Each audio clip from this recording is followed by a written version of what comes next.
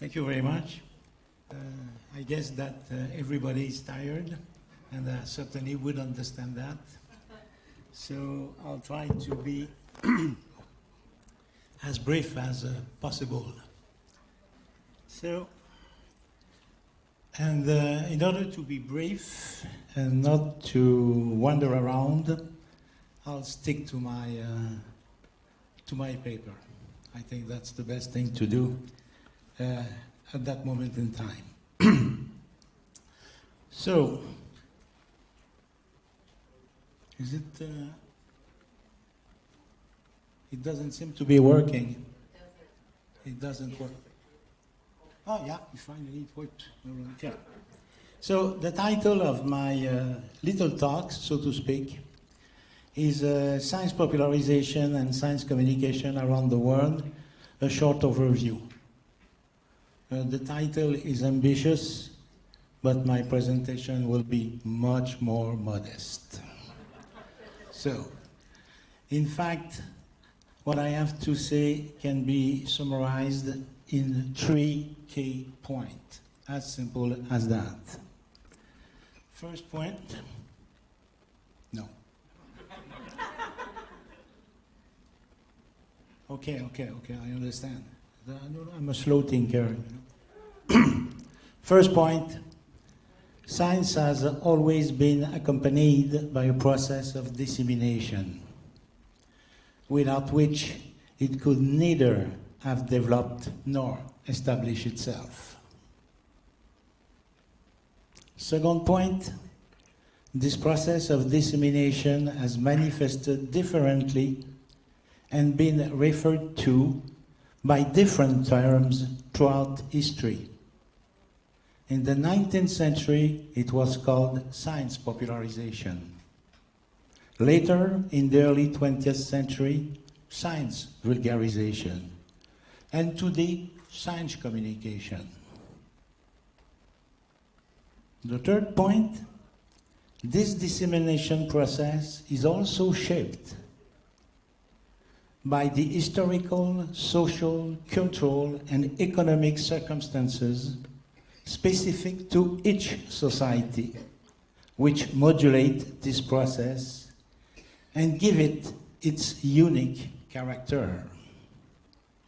I will briefly expand on these points, as I have only 5 or 6 minutes for each. The main idea of my talk is as follows. A key point to keep in mind. The development and dissemination of science go hand in hand. One implies the other and vice versa.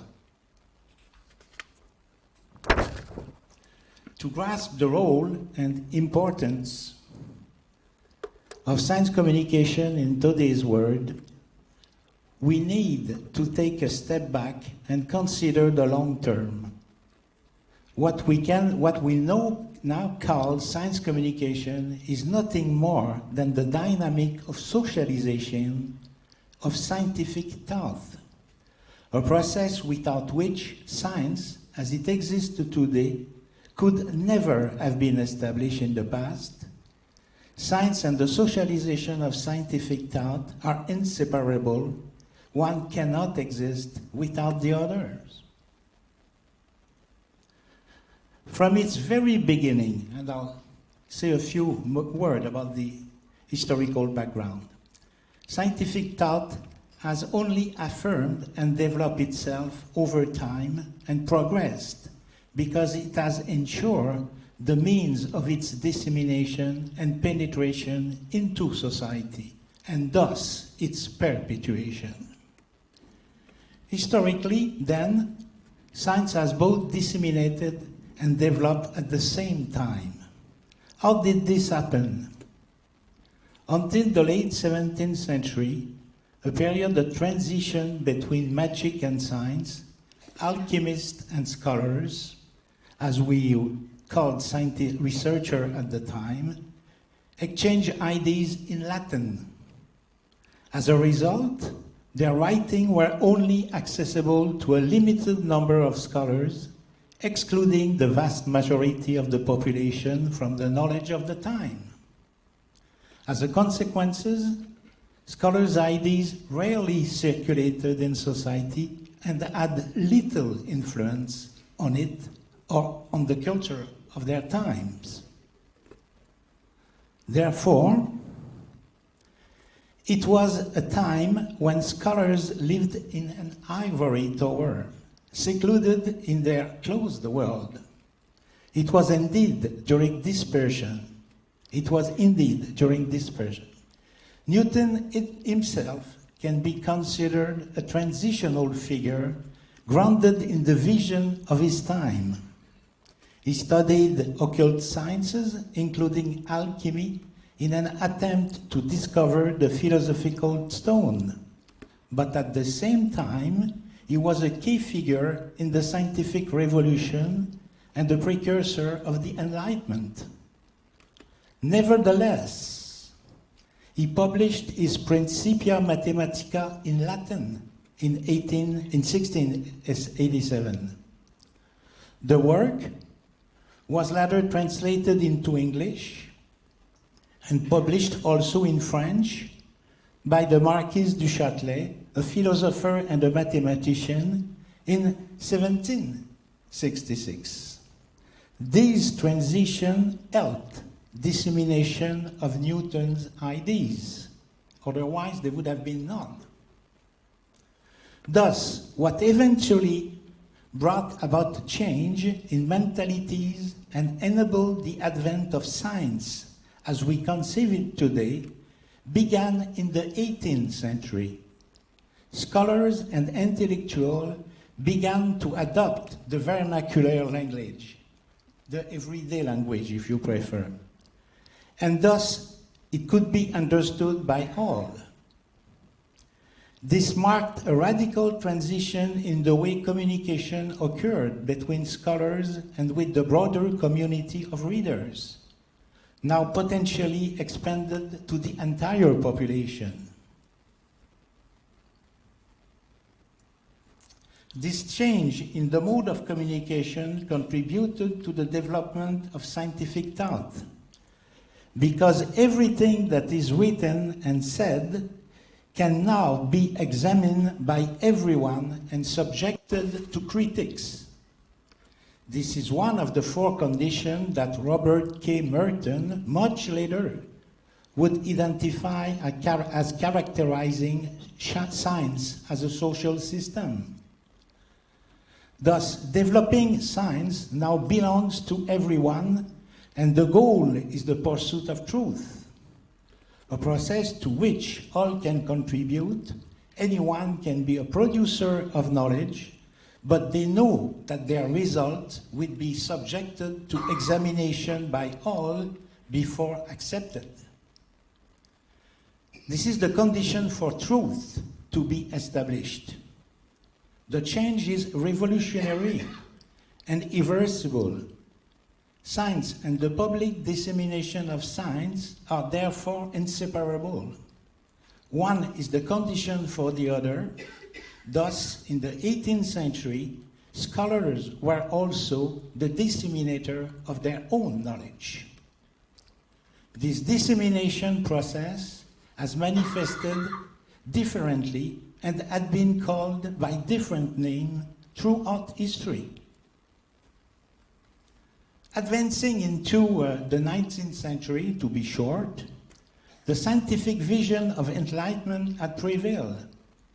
The idea that science is universal has taken root. Rationality had triumphed, and experimental thought had become dominant. Combined, this form pushed against magical thinking and speculative reflection. Researchers, still referred to as a scholar, considered research, teaching, and the sharing of knowledge with the public as an integral part of their profession. In other words, they produce knowledge and ensure its circulation within the social sphere. They were thus the main agents of the socialization of scientific knowledge. They were both producer and popularizer of knowledge. Notable researchers like in France, for instance, François Arago, Jacques-Henri Fabre, Auguste Comte, Michael Faraday in England, to name a few, popularized knowledge.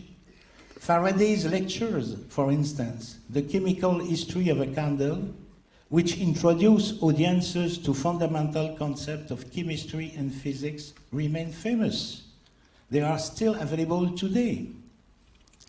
It was in the 19th century that the first real popularizer appeared. They included Louis Figuier, François Moignot, Camille Flammarion, Gaston Tissandier. And a simplistic view would conclude that with the arrival of popularizer, science and scientists could once again withdraw from society and retreat into their ivory tower, leaving the popularizer to bridge the gap created by the advancement of knowledge and scientists secluded in their laboratories producing it. In this perspective, popularizers are tasked with the mission of bridging the gap between scientists and the public, of translating specialized knowledge, scientific knowledge for non-specialists to understand it. This view, which has fueled the well-known deficit model, is still widely held, as the last panel has shown. But let's be clear. I'm not saying that there isn't a gap between the knowledge of specialized and that of the general public. On the contrary, surveys regularly show this. And given today's specialized field, this gap can only continue to widen, not only between scientists and the public, but also between scientists themselves. What I am trying to show is that the arrival of popularization in the 19th century and the considerable role that they have played in the socialization of scientific knowledge should be seen as an extension of the means of dissemination and perpetuating of scientific thought. Their contribution is part of the same overall movement of science, and we are part of this movement as a PCST network. It doesn't matter whether we move from popularization to vulgarization, to public understanding of science, to public engagement, to science literacy, to public engagement, to science communication. The list is long. What needs to be understood amidst all these terms, which often overlap in discourse, is that each is merely a variation of the dominance of science, technology, and techniques in our modern world. Since the 1980s, now we are in the 20th century, all countries have understood and accepted that we long ago made a bet on science and technology, and since then they have shaped society's future. They are now the primary agent of science, of societal transformation. Therefore, the history of the complex relationship between science and society is first and foremost one of increasing integration over time.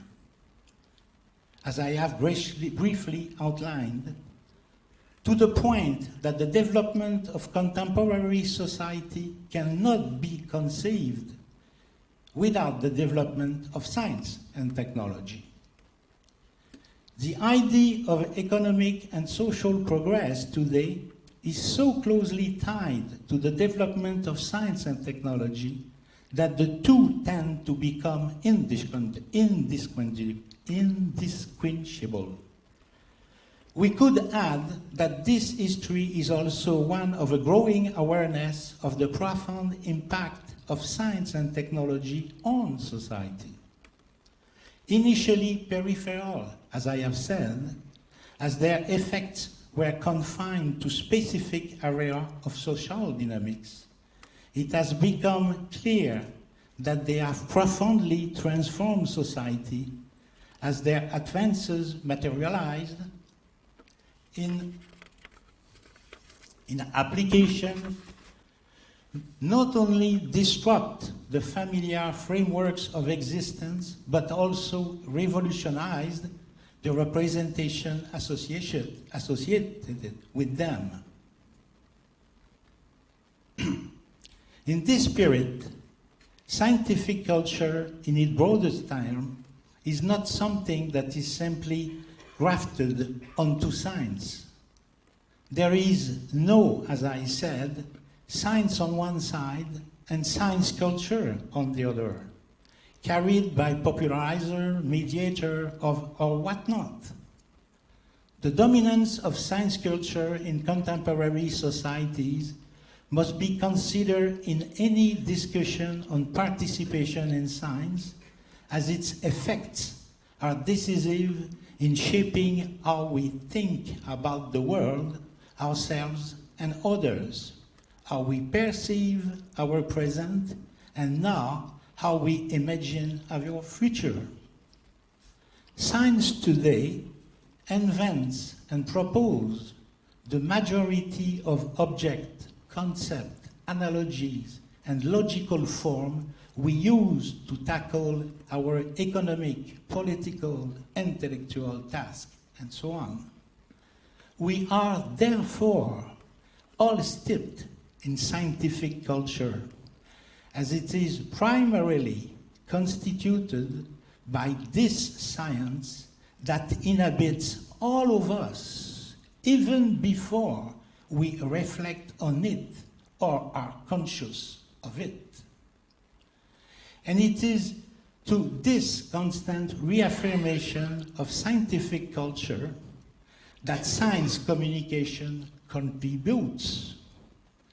Our scientific culture is unified, it is scientific, and we are all initiated to it simply by living in society shaped by science. All activities, from research to formal education, provided by school, to all forms of informal dissemination, regardless of their designation, contribute to the reinforcement and perpetuation of this enculturation. In the competitive economic climate that defines relations between societies today, governments, always attentive to the economic trends, place great importance on the development of science and technology. At the heart of the productive system, as I mentioned earlier. In this context, most governments have adopted policies that promote science and programs that support public science communication. For governments and economic actors, the primary concern is maintaining collective economic capability. This maintenance requires rapid and flexible adaptation to changes. This adaptation relies on a constantly renewed production of new scientific knowledge and its application. Simultaneously, rapid adaptation to scientific, technological, and industrial change, which is key to improving competitiveness, requires a flow of new skills. In simple terms, there is a continuous effort to train a new generation of high-level researchers, accomplished technicians, and consumers, a culture with sound techno-scientific sense. In this spirit, the multiplication of dissemination tools is a necessity. The array of communication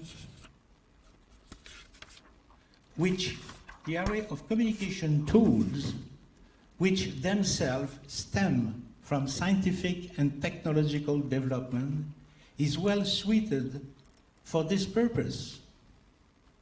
And in conclusion, as far as we can trace, all human communities have developed knowledge and skill to understand their environment, and thus make the distinction without which their appropriation and any hope of survival would have been impossible. Social organization and conceptualization are nearly inseparable, since one is only possible through the other and vice versa. Anthropologists quickly recognize this fact. In other words, society, knowledge, meaning and understanding of the world, particularly as science provides us with today, and know-how, meaning the techniques and technology with which we interact daily, are interconnected.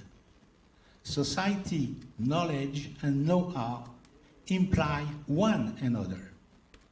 This is why we must think of society and knowledge in terms of socio-technical or technological co-evolution, as these two aspects shape each other, with society determining possible field of knowledge and conversely the implementation of knowledge influencing societies and their aspirations. Scientific culture, to conclude and to finish, defines the horizon of our modernity, and it is sustained only through the constant dissemination of science, without which the scientific progress that drives us and sustains our society could not be maintained.